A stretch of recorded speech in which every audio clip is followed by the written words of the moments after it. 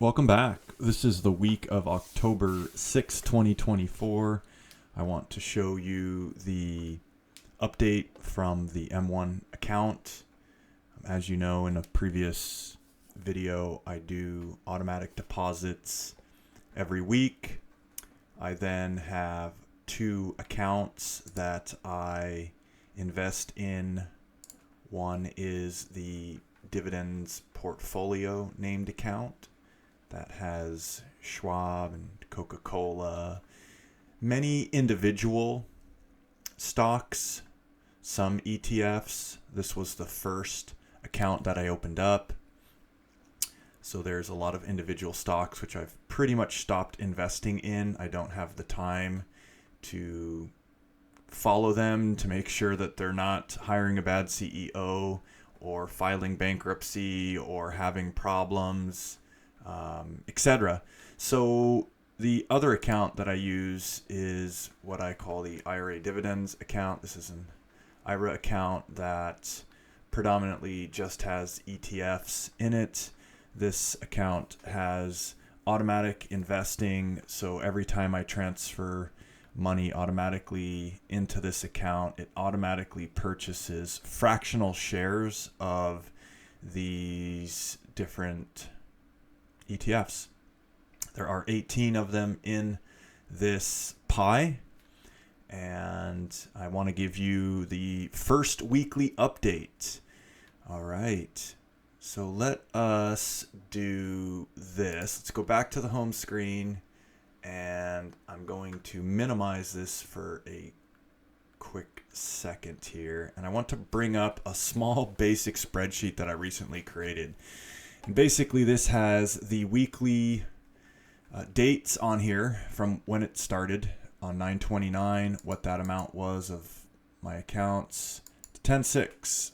So a week later, and then 10/13, 10/20, 10/27, etc. Throughout the rest of 2024. And then as you can see, we'll go into 2025 week by week. What I've done is I've color-coded the weeks in the year different. That way, as this grows, it'll help create a little bit of separation between the years. So we're right now in the beginning. But we went from $241,044.93. 7 days later, I'm at $243,799.59. That is an increase of almost $3,000 in a week. Now, of course, I've automatically invested 400 of those monies into the accounts, but nonetheless, the rest is growth. So fortunately, last week was a good week, over $2,000 of just organic growth in the market, which represents a week over week increase of 1.14%. Obviously, that's not the norm. Throughout the course of this channel and these videos, we're going to see ups, we're going to see downs, we're going to see decreases. I'll put those in the red. Sometimes those will be several $1,000s. But the point is, when it comes to long-term investing, looking at a retirement, is you have to take the good with the bad, because ultimately the market trends upward. So, I mean, look at COVID. Everything went down, stocks suffered tremendously. But now, less than 2 years after that, the market's pretty much at all-time highs. So one of my strategies is in these ETFs is when the market is taking a beating, if I can, I will invest more. Why? Well, because they're on sale.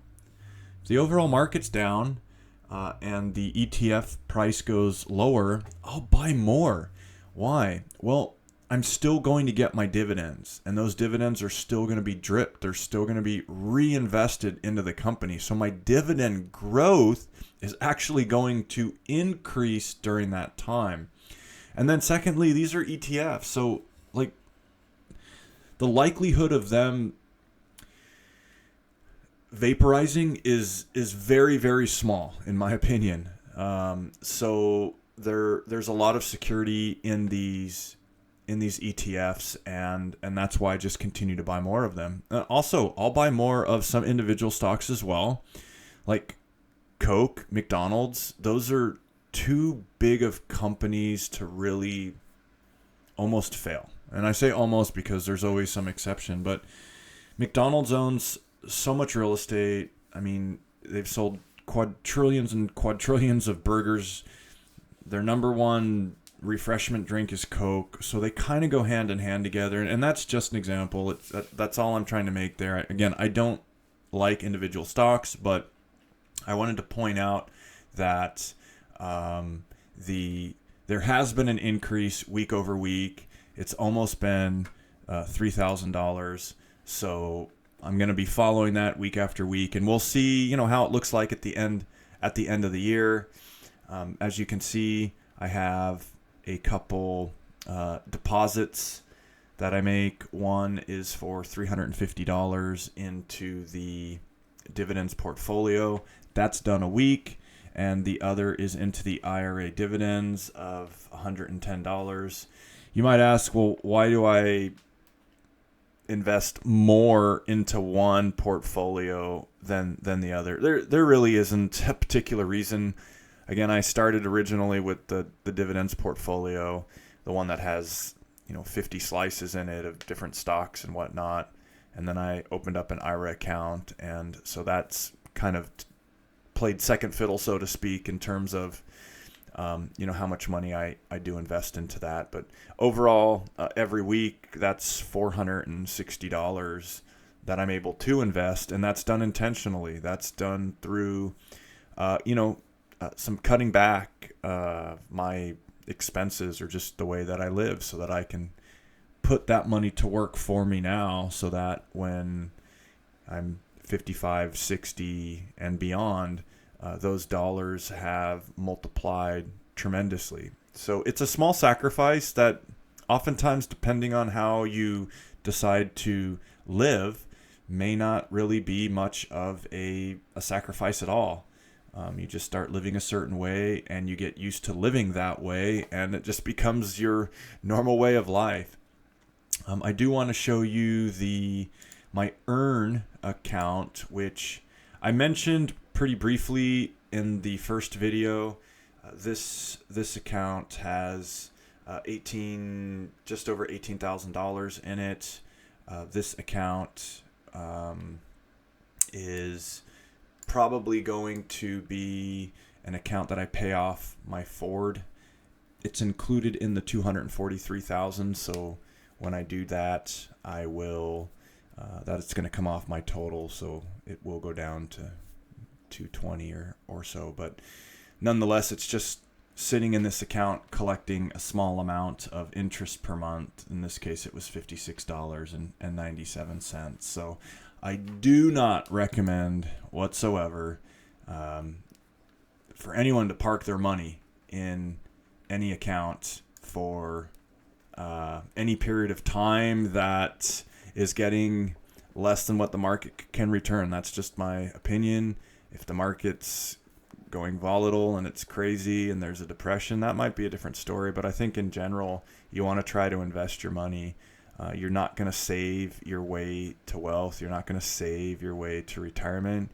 However, you can invest your way to wealth and retirement. So this is just a shorter video. It's kind of a weekly recap. I will continue to do these weekly recaps and then finish every month with a monthly recap, which might be just a hair longer, just to show what each of the weeks in the month produced or increased or declined, and then where that month started, where it ended, and go from there. So I hope you enjoy these videos, and you can follow along with this journey of becoming retired in 5 years. And I hope that you have your own journey, that you're well on your way, and if you're not, it's obviously not too late. And it doesn't matter your age. You can be 40, you can be 50, you can be 60. I mean, you might live to be 90 years old, and any amount of money that you can put away and that you can invest and you can earn interest and that it can compound for you is going to be a benefit to you to your future self.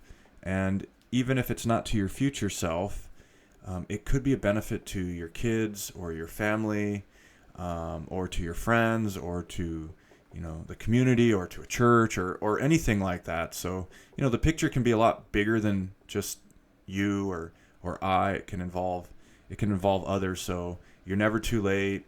Clearly, the younger one can start. The more time is advantageous to them significantly. But again, it's never too late to multiply your money. So I look forward to seeing you next week. Thank you.